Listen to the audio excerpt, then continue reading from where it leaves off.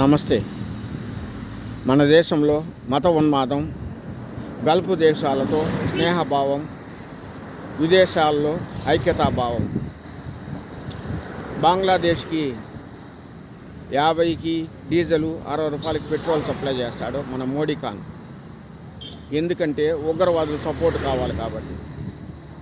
మన దేశంలో మత ఉన్మాదంతో దేశాన్ని అంధకారం చేస్తున్నాడు, ఉపాధి భవిష్యత్తు లేకుండా చేస్తున్నాడు.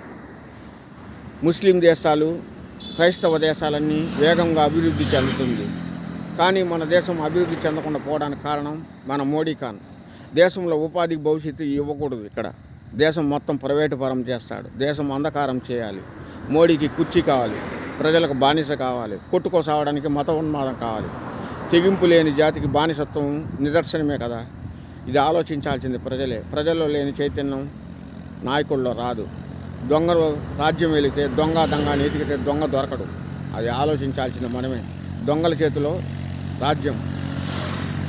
ఆలోచించండి.